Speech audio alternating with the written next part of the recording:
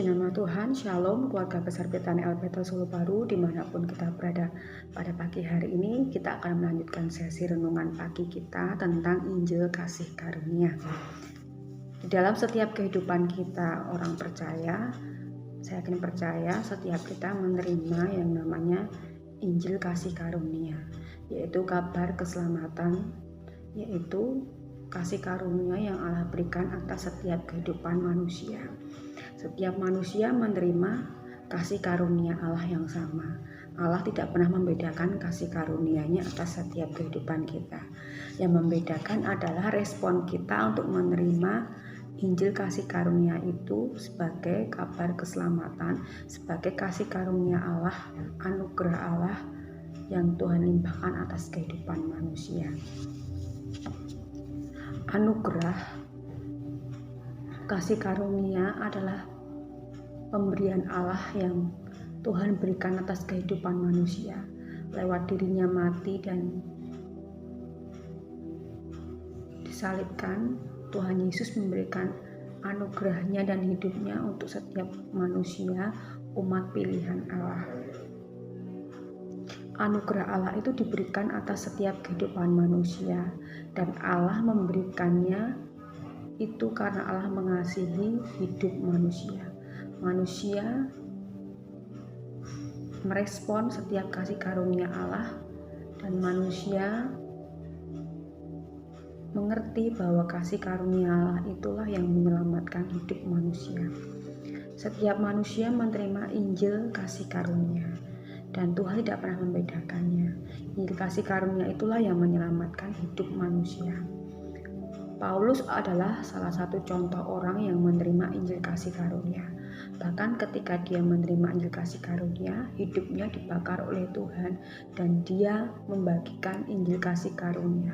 Meskipun dia punya latar belakang sebagai seorang pembunuh, sebagai seorang yang telah membunuh orang-orang yang telah mengikuti Tuhan Yesus. Tapi perjumpaan Tuhan Yesus atas kehidupan Paulus itu mengalami perjumpaan dengan Tuhan, dan Paulus mengalami hidup yang berubah dan bertobat. Dan pada akhirnya Paulus membagikan Injil kasih karunia Allah yang dia limpahkan atas kehidupan Paulus. Kita akan baca dalam Efesus 2 ayat 8 sampai yang ke-10. Sebab karena kasih karunia kamu diselamatkan oleh iman, itu bukan hasil usahamu tetapi pemberian Allah. Itu bukan hasil pekerjaanmu, jangan ada orang yang memegahkan diri. Ayat 10, karena kita ini buatan Allah, diciptakan dalam Kristus Yesus untuk melakukan pekerjaan baik yang dipersiapkan Allah sebelumnya. Ia mau supaya kita hidup di dalamnya. Amin.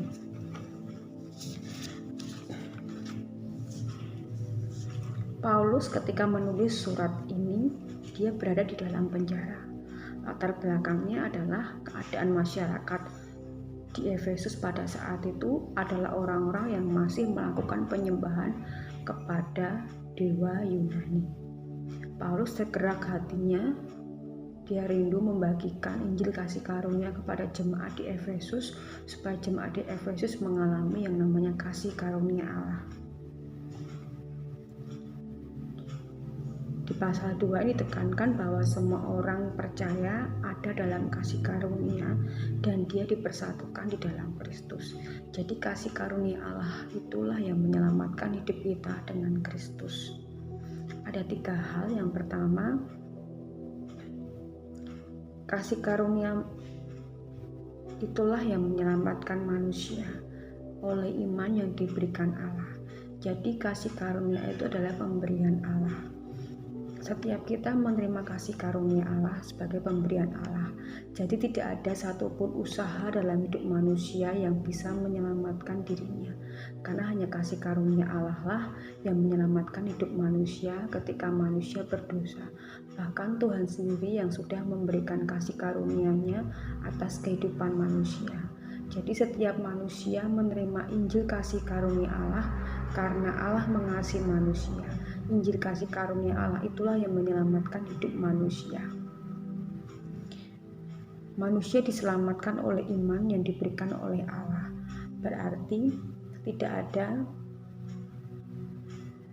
bagian kita sedikit pun untuk menyelamatkan diri kita. Kalaupun kita bisa melakukan, itu hanya sebuah pekerjaan baik, itu hanya sebuah perbuatan baik. Tidak ada satupun usaha dalam hidup manusia yang bisa menyelamatkannya selain kasih karunia Allah yang diberikan dalam hidup kita sebagai manusia. Jadi kalau kita tahu bahwa hidup kita adalah pemberian Allah, otomatis hidup kita akan kita kerjakan sebaik mungkin. Kalau kita tahu bahwa hidup kita adalah anugerah Allah, kita akan memberikan hidup kita yang terbaik buat Tuhan. Yang kedua adalah jangan memegahkan diri. Tidak ada alasan dalam hidup manusia untuk memegahkan diri di hadapan Tuhan ataupun di hadapan manusia, karena semuanya itu bukan pekerjaan kita tetapi pekerjaan Tuhan. Itu adalah pekerjaan Roh Kudus, itu adalah pekerjaan Bapa di surga yang punya kerinduan untuk menyelamatkan kita. Jadi tidak ada satu alasan pun dalam hidup kita untuk kita memegahkan diri di hadapan manusia ataupun di hadapan Tuhan, karena Tuhan sudah memberikan kasih karunia-Nya. Tinggal kita merespon kasih karunia itu dan kita membagikan kasih karunia itu. Jangan pernah ada pikiran dalam hidup kita untuk kita sombong ataupun menganggap bahwa itu adalah pekerjaan kita. Ketika kita sombong, ketika kita menganggap itu usaha kita sendiri, maka hidup kita sendiri pun akan jatuh. Tuhan Yesus mengingatkan kita bahwa semua adalah kasih karunia. Kita baca dalam 2 Korintus 12 ayat yang ke-9. Tetapi jawab Tuhan kepadaku, cukuplah kasih karuniaku bagimu, sebab justru dalam kelemahanku kuasaku menjadi sempurna. Sebab itu terlebih suka aku bermegah atas kelemahanku, supaya kuasa Kristus turun menaungi aku. Jadi Paulus mengingatkan kita bahwa kasih karunia Allah itu cukup dalam kehidupan kita. Kasih karunia Allah itu melebihi segala hal yang kita punya. Biarlah kita bermegah dalam kelemahan yang kita miliki di hadapan Tuhan, karena kelemahan di dalam Tuhan akan Tuhan gantikan dengan yang namanya kekuatan Tuhan.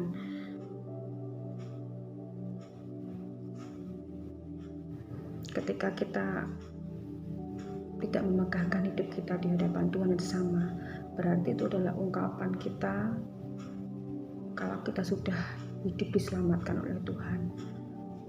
Itu adalah ungkapan hati kita bahwa kita adalah seorang hamba yang sudah diselamatkan oleh Tuhan. Jadi kita tidak punya hak untuk memegahkan hidup kita di hadapan manusia ataupun Tuhan. Yang ketiga, kasih karunia Allah itu membuat kita tahu bahwa kita adalah buatan Allah. Ketika kita tahu kita adalah buatan Allah di dalam Kristus, kita diciptakan di dalam Kristus, maka setiap kita akan mengerti bahwa hidup kita hanya untuk Kristus. Jadi pada mulanya Tuhan mempunyai kerinduan menciptakan kita supaya kita hidup seturut apa yang Tuhan mau. Kita adalah orang-orang yang dipersiapkan Tuhan pada mulanya untuk melakukan pekerjaan baik. Kasih karunia yang sudah menyelamatkan kita akan membawa kita untuk melakukan pekerjaan baik.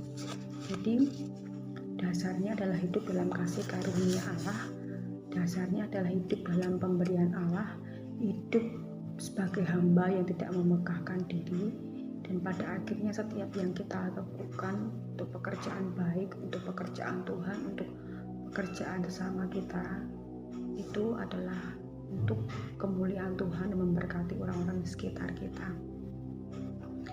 Ketika kita menerima Injil kasih karunia, kita akan melakukan pekerjaan baik dan kita akan bersaksi tentang Injil kasih karunia itu, bahwa kita sudah menerima Injil kasih karunia itu dan kita sudah diselamatkan, dan kita rindu orang-orang yang belum mengenal Injil kasih karunia Allah itu diselamatkan. Jadi setiap kita tahu bahwa hidup kita sudah diselamatkan Tuhan, menerima Injil kasih karunia, tinggal kita merespon dan membagikan, menyaksikan apa yang sudah kita terima, dan pada akhirnya orang-orang yang belum mengenal Tuhan itu adalah orang-orang yang berhak menerima Injil keselamatan seperti yang sudah kita punya. Biarlah di kesempatan pagi hari ini kita merenungkan kasih karunia Allah, dan khususnya di tahun 2020 ini setiap kita menerima Injil kasih karunia Allah, setiap kita menerima kasih karunia Allah meskipun ketika kita harus berada di dalam masa sulit, di masa pandemik, bahwa Tuhan sanggup memberikan kasih karunia Allah melimpah atas kehidupan kita.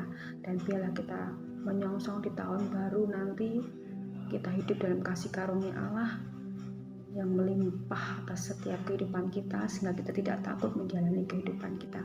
Puji nama Tuhan, biar membekali hidup kita sepanjang hari ini, bahwa kasih karunia Allah itu cukup bagi kehidupan orang percaya. Ketika kita tahu pemberian Allah, hidup kita sebagai hamba yang tidak memegahkan diri, dan pada akhirnya kita melakukan bagian kita untuk pekerjaan Tuhan. Puji nama Tuhan, Tuhan Yesus berkati.